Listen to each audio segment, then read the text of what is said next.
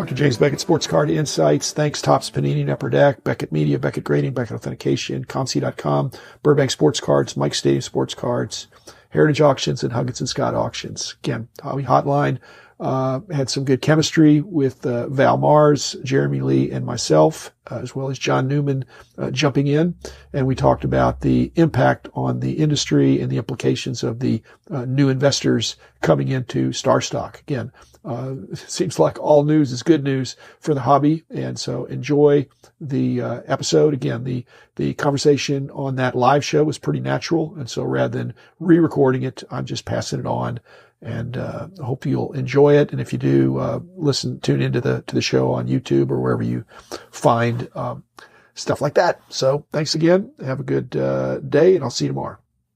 They've got the seed round of money, 1.3 million. Yeah, from Kevin Durant, as well as a pair of FanDuel co-founders, and I believe that's and Gary V's brother. Yeah, AJ and Jeremy Levine.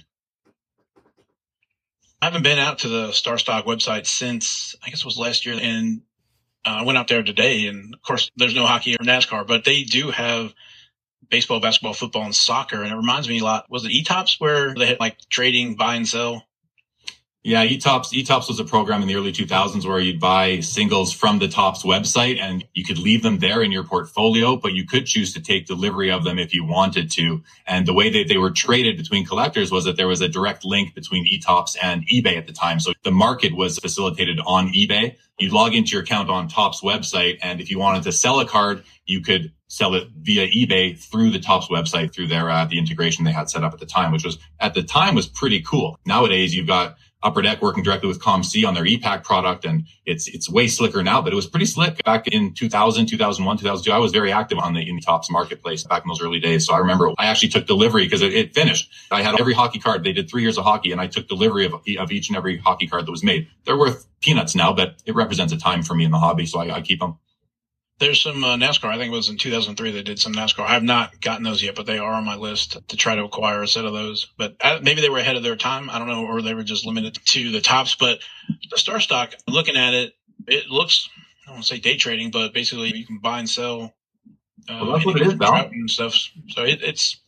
I think that's what it is. I know Ziggy's very active on it. He's a big proponent of it. They have this new tournament, I believe, at some sort of contest with probably 12 participants. I think were hand selected, and Ziggy lobbied to get on and got one of these coveted spots.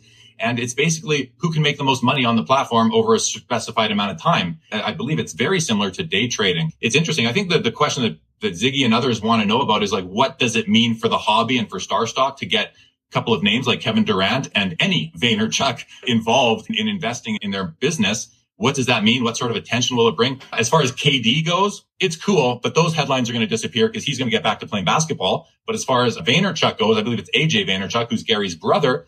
There's marketing power and marketing clout behind the Vaynerchuk name. And I think that's where StarStock is going to realize their biggest value. Having KD in the background, talking all to his fellow professional athletes in the locker rooms, and when they talk to each other and maybe talking about his investment might bring more attention within the professional athlete realm towards trading cards themselves because of his investment in StarStock. Who knows for sure, but that's possible. I still think that the Vaynerchuk name attached to it is much more powerful for the brand and for the hobby. And it puts the Vaynerchuks right into it now. They've got financial interest in the infrastructure within the hobby versus just buying and selling cards or versus just collecting. So I think it's a great thing, and I hope it helps elevate the profile of the hobby on a wider perspective. Anyway, what do you think, Jim? If StarStock really works, then the smart money would not be investing in StarStock's offerings as much as they'd be investing in StarStock itself. And so to me, it's a ratification of the whole hobby for KD and AJ to get involved with StarStock, the parent, rather than getting into some of the action there.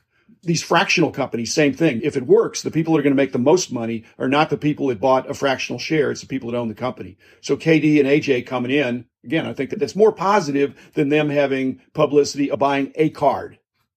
I like how you said that the owners of the company are going to be the ones making the money and the people playing within the format, playing and conducting transactions. I like that comment. My mind, when you said that, Jim, directly went to the whole players versus owners controversies and labor disputes we've had over the years. Like, who deserves to make money in all this stuff? And it seems to me like the hobby often looks down upon any company making money. You hear greed all the time. You hear cash grab, money grab. You hear people throwing those slurs towards the companies in the hobby. And I believe that the companies deserve to make money, but just like the owners deserve to make money of teams.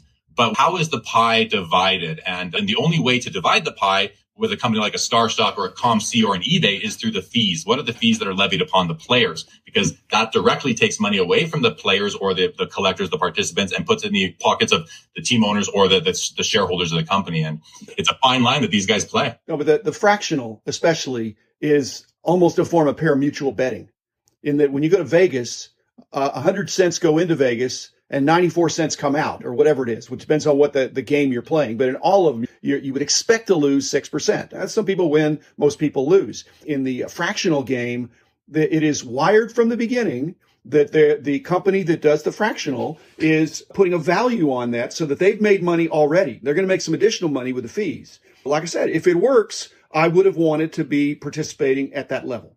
If it doesn't, the owner has risk, and the owner's it's like a general partner and a limited partner, the entity. The people that started these things, they could lose. I agree. I like your Vegas analysis, Jim. I believe the difference is simply one of scale, whereas 6% in Vegas is trillions of dollars or hundreds of billions, whereas whatever we're seeing in these fractionals, and I don't know their business model, but the scale is so much smaller for now. So not only the scale, but the illiquidity. The lack of liquidity is being used to their advantage. And the lack of liquidity until recently was most concerning with the most valuable cards. But now the most valuable cards have amazing liquidity because of these fractional ownership situations where they actually have an advantage for buying something at a world record price. Yeah.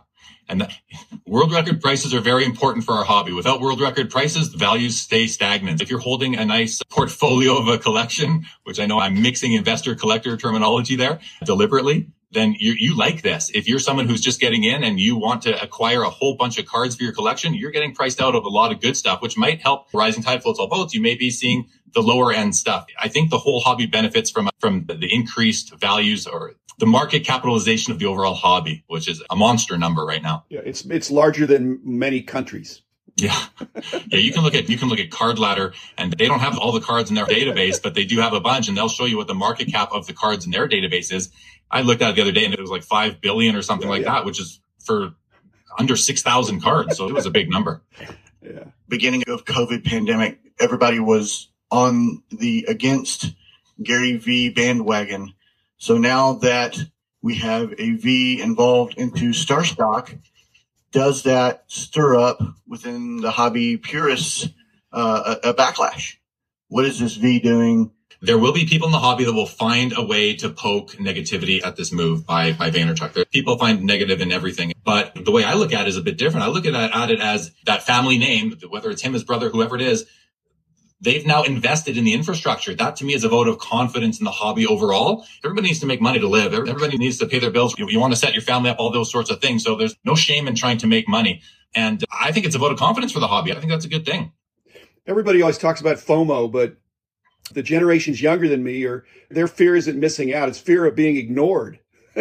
And so if you're taking a position in something and people are against it and some people are for it, that's not necessarily bad. The worst thing is if nobody cares and you're ignored. And the V brothers, as you say, are not being ignored. What they're doing is being watched, and we're going along for the ride. So it's making our category more and more relevant. Yeah, I think there's a difference where, if Gary's out talking about or showing, PSA grade cards and buying them up, and then people are getting on him or assuming that he's pumping and dumping, whatever. But I think this is more of a move of building an infrastructure for buying and selling as opposed to the purists. So, well, you guys were talking about record prices in NASCAR. Let me show you, or not show you, but let me tell you that a signed 1972 STP, it kind of floored me, but it went for about $1,800 PSA DNA. So that's big for us. So I know these other sports go for but if you get 10,000s, but whatever. Val, That's really cheap. The beauty is if you bring in somebody from outside the hobby that loves all sports and considers, let's say, a big five, that NASCAR's in there. They're looking at that at this incredible bargain when they're reading about 1.8 million and then they read about 1.8 thousand for the King. Yeah, exactly. And massively difficult to find. They weren't available in packs and stuff. The print run was minuscule compared to these other ones. So are you saying there's opportunity in certain NASCAR cars right now that they're falling behind the curve of the overall hobby? I know the NASCAR purists will kill me, but they don't like anybody to talk about it because there's so much, I think, value in it. Because the cards are tough. They're hard to find. Yeah, that's it. It's not really about the money. It's really trying to find them.